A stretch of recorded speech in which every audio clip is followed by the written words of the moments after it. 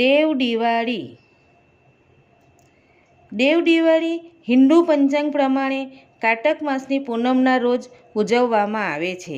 જેમ દિવાળી 5 દિવસોની છે તેમ દેવ દિવાળી પણ 11થી શરૂ થઈને પૂનમ સુધી એમ 5 દિવસ માટે ઉજવવામાં આવે છે. દેવ દિવાળીનું નામ જ સૂચવે છે તેમ આ દેવોની દિવાળી ગણવામાં આવે છે. માટે માણસો કોઈ વિશેષ ઉજવણી કરતા નથી, પરંતુ તેનું ધાર્મિક મહત્ત્વ ઘણું છે. તે દિવાળીના પર્વની પૂર્ણાહુતિ તરીકે પણ ઉજવવામાં આવે છે. આ દિવસે મંદિરોમાં ભગવાન માટે 56 ભોગ અન્નકૂટ ધરાવીને પૂજા અર્ચના કરવામાં આવે છે. આ બીજી દિવાળીને દેવ દિવાળી કેમ કહેવામાં આવે છે?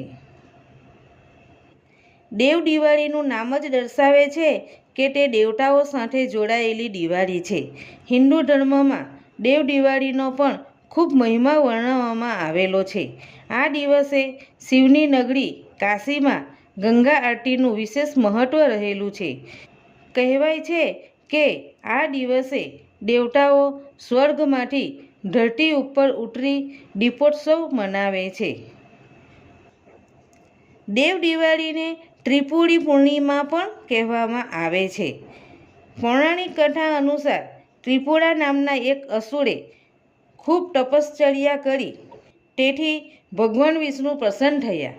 તેમણે અસુરની ઈચ્છા પ્રમાણે વરદાન આપ્યું કે તેનું કોઈ જીવ, દેવ, દાનવ કે રોગથી મૃત્યુ નહીં થાય. તે હંમેશા અજર અમર રહેશે. આવા ભયાનક વરદાનને પામવાથી ત્રિપુર રાક્ષસ મહાઅહંકારી બની ગયો. એ પછી તો તેણે સમગ્ર જગત અને દેવો ઋષિઓને ત્રાસ આપવા લાગ્યો, તેમનો સંહાર કરવા લાગ્યો. અસુરના આવા મહાત્રાસથી ભયભીત થયેલા દેવો નારદજીને મળવા માટે ગયા. બધી વાત કરીને નારદજીને કંઈક ઉપાય કરવા આજીજી કરી. નારદજીએ એમને આશ્વાસન આપ્યું અને નારદજી પોતે જ અસુર ત્રિપુરને મળવા માટે ગયા. તેમણે પહેલાં તો ત્રિપુર રાક્ષસની ખૂબ જ પ્રશંસા કરી, પછી ધીરેથી વાત મૂકી કે તારો વિજય કૈલાસ પરની જીત વિના અધૂરો છે, માટે જો તું કૈલાસ પર ચઢાઈ કર. એ વાત તો સૌ કોઈ જાણે છે કે કૈલાસ પર્વત તો ભગવાન શિવજીનું નિવાસ સ્થાન છે, પરંતુ અહંકારી છકી ગયેલા ત્રિપુર રાક્ષસે કૈલાસ ઉપર ચઢાઈ કરી. ધ્યાનસ્થ ભગવાન સદાશિવની સમાધિ તૂટી. તેઓ ક્રોપાયમાન થયા. તેમણે ત્રીજું નેત્ર ખોલ્યું અને ત્રિપુર રાક્ષસનો સંહાર કર્યો. જે દિવસે ત્રિપુર રાક્ષસનો સંહાર થયો તે દિવસ કારતકી પૂનમનો હતો. બધા દેવોએ ખુશ થઈને આનંદ ઉત્સાહથી આ દિવસને ઉજવ્યો. ત્યારથી આ દિવસ દેવ દિવાળી તરીકે ઉજવાતો આવ્યો છે. એ જ પ્રમાણે આ કારતકી પૂનમને ત્રિપુરાંશ પૂનમ પણ કહેવામાં આવે છે.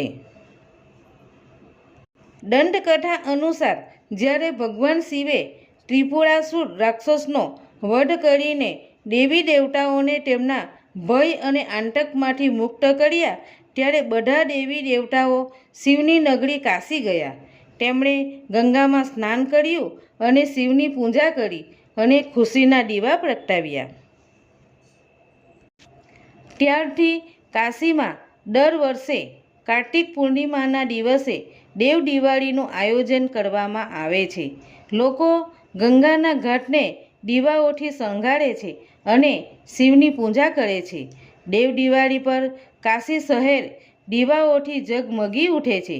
આથી આ દિવસને દેવ દિવાળી તરીકે ઓળખવામાં આવે છે.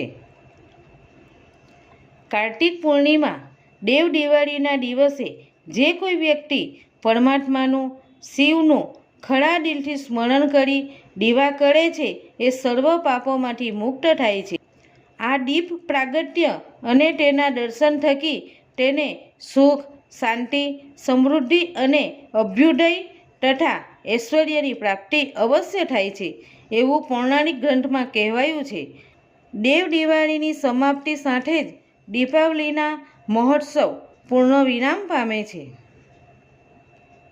ઓમ નમઃ શિવાય. જય શ્રી કૃષ્ણ.